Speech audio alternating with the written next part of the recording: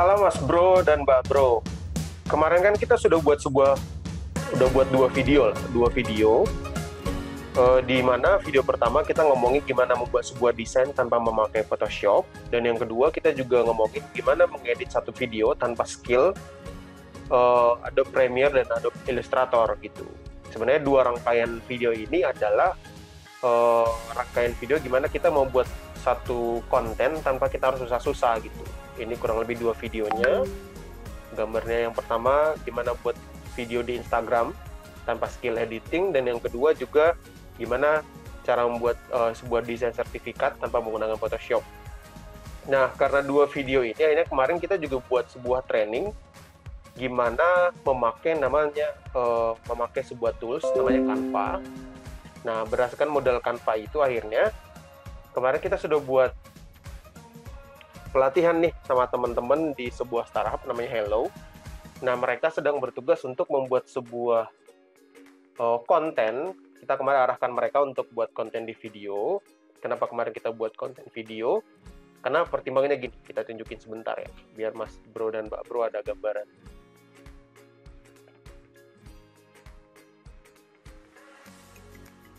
Kita buka Instagram. Nah, di Instagram kita ambil sebuah contoh di akunnya Ajaib Investasi. Ini bagus banget untuk dijadiin contoh buat Mas Bro dan Mbak Bro yang pengen sedang ngembangin media sosial. Kita bandingin ya. Ini video baru yang baru terbit 23 jam yang lalu. Dan dia sudah mendapatkan total view-nya itu 9.763. Sedangkan di bawahnya ada gambar-gambar yang sudah lama terbit. Oke, itu kita ambil contoh di sini itu sekitar 23 Maret. Perbandingannya 23 jam yang lalu dan 23 Maret ini cuma 3.600 engagement-nya. Sedangkan di sini baru 23 jam lalu 9.700. Kenapa? Karena ketika sebuah video di Instagram itu dibuka, dia langsung terhitung engagement-nya, terhitung sebuah view. Sedangkan sebuah gambar itu nggak langsung terhitung sebuah view. Nah, karena itulah kita sarankan mereka untuk membuat sebuah konten video. Nah, setelah mereka sudah buat konten video tanpa skill editing, mereka nggak punya basic pendidikan editing atau desain komunikasi visual, DKV. Jadi mereka basicnya tidak ada sama sekali dari sisi editing dan juga desain gambar. Kita minta mereka untuk membuat sebuah desain. Nah, kurang lebih ini desainnya mereka. Setelah mereka buat desain ini, kita mau, bahasanya bukan menilai sih, kita mau diskusi dari sudut pandang kita, sebenarnya udah oke atau belum, apakah pesannya sudah tersampaikan, secara visual sudah oke atau belum gitu. Sedikit info buat teman-teman, kita sudah nonton sekilas videonya dan sekarang kita akan coba review lagi. Semoga video ini bisa bermanfaat buat teman-teman yang tidak punya skill editing sama sekali tapi bisa membuat sebuah desain yang menarik. Sekarang kita lihat video yang pertama.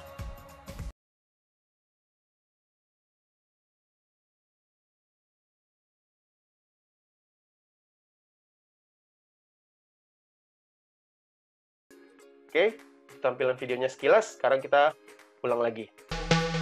Di sini, dia pengen menampilkan sebuah konten kamus hukum untuk Hello, di mana dalam kamus hukum ini dia pengen ngasih pengertian dari Aequo et Bono. Kalau pembacanya kurang oke, nanti silakan cari sendiri ya, tanya si Google gimana cara bacanya yang tepat. Nah, di sini dia pengen menunjukkan kamus hukum pengertian dari Aequo et Bono. Pesan ini kita tersampaikan ya, mengenai visualnya nanti kita bahas. Sampaikan sampai beberapa detik sudah oke. Aequo et Bono ini dihubungkan juga dengan aksi si koboi penodong senjata api. Kalau kita pakai sudut pandang awam, kurang lebih gambarannya adalah berarti si Aequo et Bono ini ada hubungan sama si aksi si koboi penodong senjata api yang kemarin sempat viral. Nah, gambar-gambar kita mau tahu arti Aequo et Bono ini berarti ada hubungannya dengan aksi si koboi penodong senjata api, atau justru aksi si koboi penodong senjata api itu adalah arti dari si Aequo et Bono. Benar atau enggak kita nggak tahu. Tapi itu kurang lebih videonya dari awal sampai akhir. Terus dia ngasih slide nih atau ngasih informasi di video selanjutnya atau di konten selanjutnya bahwa aksi si koboi penodong senjata api ini ada di berita terkini di blognya hello.id. Kurang lebih informasi itu bisa kita tangkap ya. Harapannya teman-teman yang lihat video ini juga bisa menangkap artinya itu. Nah, kalau kita sudah menangkap artinya itu, nanti perlu kita konfirmasi nih ke si desainnya, apakah benar itu sebenarnya pesan yang mau disampaikan. Itu poin yang pertama. Setidaknya dari sisi pesan itu sudah kita tangkap.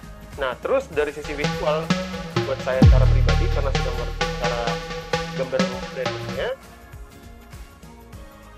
secara warna branding sudah sesuai nih. Warna hijaunya yang seperti ini, ada logonya, ada fontnya juga. Setidaknya kalau orang lihat kontennya sudah ngerti hello. Terus kalau yang perlu ditambahkan, boleh ditambahkan misalnya startup hukum atau edukasi hukum, itu juga bisa ditambahkan di bagian atas di sini, di bawah tulisan hello, biar orang lebih ngerti gambarannya hello itu apa. Tapi kalaupun seperti ini sebenarnya sudah kurang lebih cukup. Karena secara konten isinya juga mengenai edukasi hukum. Nah, sudah dapat dan ada hello aksi si koboi penodong senjata api. Kurang lebih itu saja informasinya. Kalau dari sisi visual, dari kita sendiri, visualnya sudah oke banget dari awal sampai akhir. Transisinya sudah oke, gradasi warnanya sudah oke. Terus ada aksesoris tambahan warna, ada gelembung, ada tambahan warna yang lain. Secara branding sudah sesuai dengan warna brandingnya si hello. Jadi kalaupun orang melihat dari sisi visual sudah menarik banget. Kalau ditanya penilaian, saya berani ngasih nilai 10 sih untuk konten yang ini. 2 bagus banget. Tinggal nanti apakah visualnya sudah mendukung si pesan yang mau disampaikan dari si kontennya. Sekarang kita lihat konten yang kedua, gabungan dari si konten ini. Yang ini konten selanjutnya, coba kita lihat dulu, waktunya 25 detik, semoga teman-teman bisa ngikutin. Hello, berita terkini aksi si koboi penodong senjata api Hello News. Oke, nanti bisa kita tangkap, ini adalah lanjutan dari video yang tadi. Diulang lagi judulnya Hello aksi koboi penodong senjata api. Terus ada lagi di sini Aiko et Bono. Sejauh ini yang kita tangkap, apakah tadi sambungan dari video ini atau justru ini sebenarnya video yang berbeda tapi dengan desain yang berbeda. Kamus hukum lagi Aiko et Bono. Ada perubahan desain. Sejauh ini perubahan desainnya, transisinya oke, bagus, interaktif. Terus di bagian akhir ada hakim dilarang memutuskan perkara secara ultra petita. Kita dari sisi desain dulu ya. Saya dari sisi desain, gabungan kombinasi gambar, aksesoris, warnanya sudah oke banget, menarik secara visual. Terus tambahan di sini juga sudah oke. Sepertinya dari sisi desain ini, desainnya sepertinya bukan satu kesatuan ya, tapi kayak pilihan beberapa desain. Nggak tahu yang mana, tapi sejauh ini sih kalau memang ini menjadi satu kesatuan, perlu ditambahkan Aiko et Bono itu pengertiannya apa. Misalnya Aiko et Bono adalah apa, ada penjelasannya gitu. Jadi orang nggak cuma sekedar lihat judulnya doang. Tapi kalau ini sebenarnya konten yang beberapa konten yang untuk coba dipertimbangkan, konten ini bagus atau enggak, konten ini bagus atau enggak, mana desain yang lebih bagus, secara keseluruhan semua desain sudah bagus. Kalau disuruh menilai semua, oke, 8-9 ini sudah oke sih. Tapi kalau ternyata ini sebuah kesatuan, kombinasi informasinya, bridging antara informasi yang satu dengan informasi yang lain belum bagus. Contoh kayak tadi, yang pertama, berita terkini aksi si koboi penodong senjata, terus hubungannya dengan Aiko et Bono juga harus dijelaskan apa. Terus yang terakhir tadi, hubungannya tadi aksi penodong senjata, Aiko et Bono, sama tahukah kamu hakim dilarang memutuskan perkara ultra petita, juga perlu ada bridging yang jelas hubungannya apa.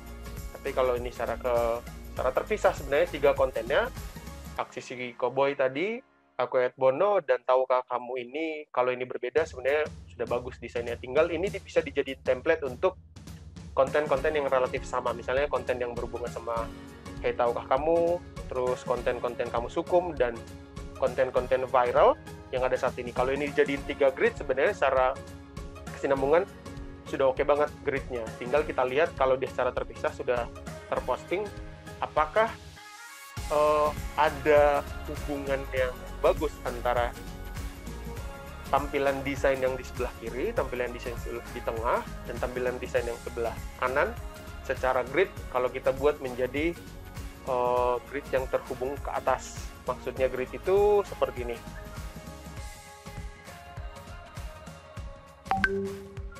Bisa dilihat di sini punyanya Ajaib Investasi. Nada brandingnya kita sudah ngerti, warna biru, ada biru yang lebih terang, ada biru yang lebih gelap, fontnya juga sudah jelas.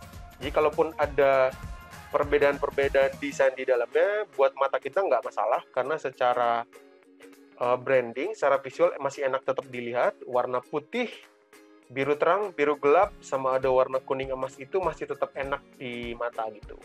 Nah, tinggal nanti desain-desain yang tadi, apakah dia secara grid nanti jajaran kanan, tengah, dan kirinya itu masih tetap enak dilihatnya. Itu yang perlu dipikirkan nanti ketika video-video ini sudah coba diterbitkan. Kurang lebih itu sih menurut kita desain ini. Semoga membantu buat teman yang berdesain, dan juga buat Mas Bro dan Mbak Bro sekalian yang mengikuti konten-konten yang berhubungan sama desain di video ini. Dan kalau kalian misalnya ada desain yang perlu kita bahas, boleh info aja saja di sini. Kita sudut pandangnya adalah saya adalah seorang pengacara dan konsultan digital marketing, tidak punya basic sama sekali. Sudut pandangnya adalah otodidak dari pandangan orang awam dan dari pengalaman kita selama berhubungan sama puluhan klien dari tahun 2009 sampai sekarang. Itu saja. Begitu dulu, senang bisa berbagi, pasti bermanfaat. Selamat berkarya. Kalau Mas Bro dan Mbak Bro masih ada pertanyaan mengenai digital marketing atau kalian butuh tutorial tertentu, mau ikut komunitas digital marketing kita, silahkan kalian komen di bawah atau menghubungi kontak yang ada di deskripsi.